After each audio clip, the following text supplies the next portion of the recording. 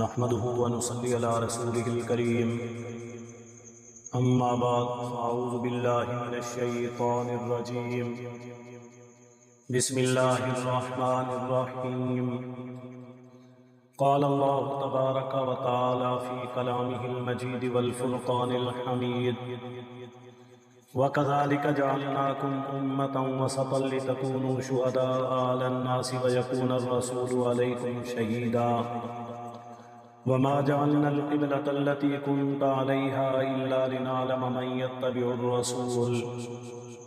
ممن ينقلب على عقبيه وإن كانت لكبيرة إلا على الذين هدى الله وما كان الله ليضيع إيمانكم إن الله بالناس لرؤوف رحيم صدق الله العلي العظيم۔ میرے واجب الاحترام خواتین و حضرات، ارشاد باری تعالی ہے وَكَذَلِكَ جَعَلْنَاكُمْ أُمَّةً وَسَطًا، اسی طرح ہم نے بنایا تمہیں اعتدال والی امت، لِتَكُونُوا شُهَدَاءَ عَلَى النَّاسِ، تاکہ ہو جاؤ تم لوگوں پر گواہ، وَيَكُونَ الرَّسُولُ عَلَيْكُمْ شَهِيدًا، اور ہو جائے رسول تم پر گواہ۔ اس آیت کا مقصد یہ ہے کہ اللہ تعالیٰ نے امت محمدیہ کو تمام امتوں کے آخر میں بھیجا، لیکن یہ آخر میں آنے والی امت تمام امتوں کے حال احوال، ان کی دعوت اور تبلیغ سب چیزوں سے واقف ہے۔ قیامت کا دن ہوگا، اللہ رب العالمین جب حساب کتاب کریں گے تو ہر ایک امت اللہ تعالیٰ کے سامنے پیش ہوگی۔ وہ امت آ کر اپنے تمام احوال بتائے گی اور اللہ تعالیٰ ان سے پوچھیں گے کہ کیا تمہارے پیغمبر رسول تمہارے پاس آئے تھے، انہوں نے تمہیں میرا پیغام دیا تھا؟ وہ لوگ کہیں گے نہیں۔ جب وہ لوگ ان پیغمبروں کا انکار کر دیں گے، اللہ تعالیٰ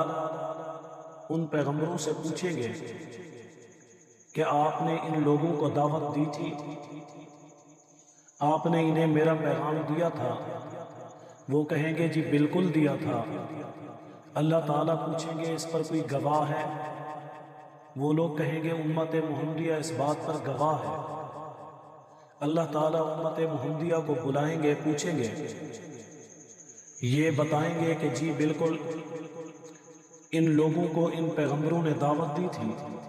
انہیں آپ کا پیغام پہنچایا تھا۔ وہ لوگ پھر کہیں گے کہ کیسے، یہ تو بعد میں آئے ہیں، ہم سے 1000 سال 2000 سال 3000 سال بعد میں آنے والے لوگ ہماری گواہی کیسے دے رہے ہیں؟ اللہ تعالیٰ جب امت محمدیہ سے اس بارے میں پوچھے گی تو امت محمدیہ بتائے گی کہ ہمارے پیغمبر نے ہمیں آپ کا حکم پہنچایا، ہمیں آپ کا کلام پہنچایا، ہمیں آپ کی کتاب دی، اس کتاب کے اندر آپ کا سچا پیغام، سچی بات موجود تھی۔ ہم نے اسی کتاب کو سامنے رکھتے ہوئے، اس پیغام کو سامنے رکھتے ہوئے، اس پیغمبر کی دی ہوئی دعوت کو، ان کے بتائے ہوئے تمام قسم کے کلمات کو جاننے کے بعد ان امتوں کی گواہی دی، جیسا کہ روایت کے اندر آتا ہے۔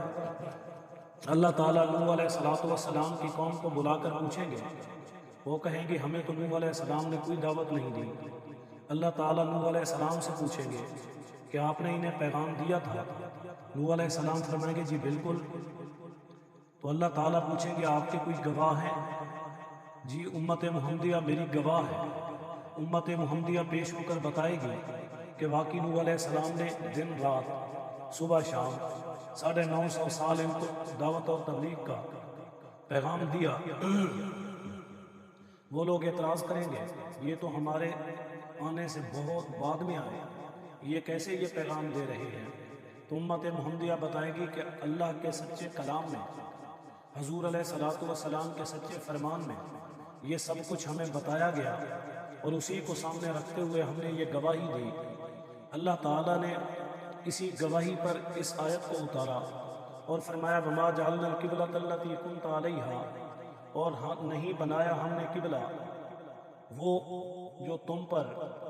مگر صرف جاننے کے لیے، یعنی وہ قبلہ ہم نے ہمیشہ کے لیے نہیں مقرر کیا تھا۔ بیت المقدس کو ہم نے ہمیشہ کے لیے آپ کا قبلہ نہیں رکھنا تھا، فقط اس بات کو جاننے کے لیے کہ کون سے ایسے لوگ ہیں من یتبع الرسول، جو اپنے پیغمبر کی اتباع کرتے ہیں، ان کے راستے پر چلتے ہیں،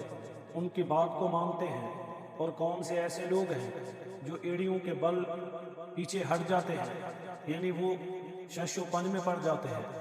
کش بکش میں آ جاتے ہیں، سوچ و بچار میں، غلط فہمی میں، غلط راستے پر چل پڑتے ہیں، گمراہی کی طرف چلے جاتے ہیں۔ اس لیے فرمایا وَإِن كَانَتْ لَكَبِيرَةً، یہ بات ان لوگوں کے لیے جو ڈاماڈول ہے، یہ بہت بھاری ہے، ان کے لیے یہ مشکل ہے۔ اسی وجہ سے جو نئے نئے لوگ اسلام میں داخل ہوئے تھے، ابھی نیا نیا انہوں نے ایمان کو قبول کیا تھا، وہ اسی قبلے کی وجہ سے دوبارہ گمراہی کی طرف چلے گئے، ضلالت کی طرف چلے گئے، اور یہ کہنے لگے کہ یہ کون سا دین ہے، یہ کون سا مذہب ہے کہ کبھی قبلہ یہ ہے اور کبھی قبلہ وہ ہے۔ حالانکہ اللہ تعالیٰ نے یہ جاننے کے لیے کہ کون میری اور میرے پیغمبر کی اتباع کرتا ہے، بات مانتا ہے، کون حکم کے مطابق چلتا ہے، اس لیے اللہ تعالیٰ نے یہ بطور امتحان کے، آزمائش کے یہ حکم دیا الا علی الذین ھدی اللہ، ہاں مگر وہ لوگ جو اللہ تعالیٰ کی طرف سے ہدایت پر ہیں، ان کے لیے یہ کوئی مشکل نہیں، انہیں پتہ ہے کہ اللہ کا حکم ہی بڑی چیز ہے، قبلہ اللہ کے حکم سے ہی ہم رخ کرتے ہیں، جہت اپناتے ہیں، اس طریقے پر جتنی بھی عبادات ہیں جو ہم کر رہے ہیں، فقط ان کا ثواب اللہ کے حکم سے ملتا ہے، حضور کی اطاعت سے ملتا ہے۔ مثال کے طور پر ایک رکعت کے اندر 2 سجدے ہیں، سجدہ عبادت ہے، مسلمان کے لیے جتنی بھی عبادات ہیں ان میں نماز سب سے بڑی عبادت ہے، اور نماز میں جتنے بھی ارکان ہیں ان میں سجدہ سب سے محبوب عبادت ہے جو اللہ تعالیٰ کو پسند ہے، اور ہر رکعت کے اندر 2 سجدے ہیں، اگر 2 کے بجائے ایک انسان 3 کر لے، 4 کر لے، اس نیت سے کہ جی ثواب کا کام ہے، نیکی کا کام ہے، سجدہ عبادت ہے، اللہ تعالیٰ کو یہ پسند ہے، اس لیے میں 2 کے بجائے 4 کر رہا ہوں، یہ اس کی نماز نہیں ہوگی، نماز ٹوٹ جائے گی۔ اب اگر غلط فہمی سے ہو گیا، بھول چوک سے ہو گیا تو سجدہ صاحب ہوگا، اگر وہ اس کو عبادت سمجھ کر، نماز کا حصہ سمجھ کر، نماز کا طریقہ سمجھ کر کر رہا ہے تو پھر نماز ہی نہیں ہوگی۔ تو اس سے معلوم ہوا کہ عبادت جو بھی ہو وہ اللہ تعالیٰ کے حکم اور حضور کی اتباع کا نام ہے، اگر وہ حکم ہے اور حضور کی اتباع ہے تو وہ عبادت ہے۔ تو اس لیے اللہ تعالیٰ فرما رہے ہیں وما کان اللہ لیضیع ایمانکم، اللہ تعالیٰ تمہاری عبادات کو ضائع نہیں کرتے، تمہارے ایمان کو ضائع نہیں کرتے۔ یہ جواب ہے اس سوال کا۔ صحابہ کرام کے دل کے اندر خیال پیدا ہوا کہ اب قبلے کا حکم آیا، ہم نے قبلہ تبدیل کر لیا، 16-17 ماہ جو ہم بیت المقدس کی طرف رخ کر کے نماز ادا کرتے رہے، ہمارے ساتھ ایسے بھی لوگ تھے جو اب اس دنیا سے چلے گئے یا فوت ہو گئے، شہید ہو گئے، کسی بھی انداز سے اب موجود نہیں، ان کی عبادت کا کیا بنے گا؟ تو اللہ تعالیٰ نے فرمایا کہ ان کی عبادت ضائع نہیں، ان کا ایمان ضائع نہیں، انہوں نے میرے حکم پر چلتے ہوئے بیت المقدس کو اپنا قبلہ بنایا تھا، انہیں اس کا اجر بھی ملے گا، ثواب بھی ملے گا، فائدہ بھی ہوگا۔ اس لیے ان اللہ بالناس، بے شک اللہ تعالیٰ لوگوں کے اوپر لرؤوف الرحیم، رحم کرنے والے بھی ہیں اور ان کے ساتھ نرمی کرنے والے بھی ہیں۔ اللہ کی ذات انسانوں کے ساتھ شفقت کرنے والی ہے اور رحم کرنے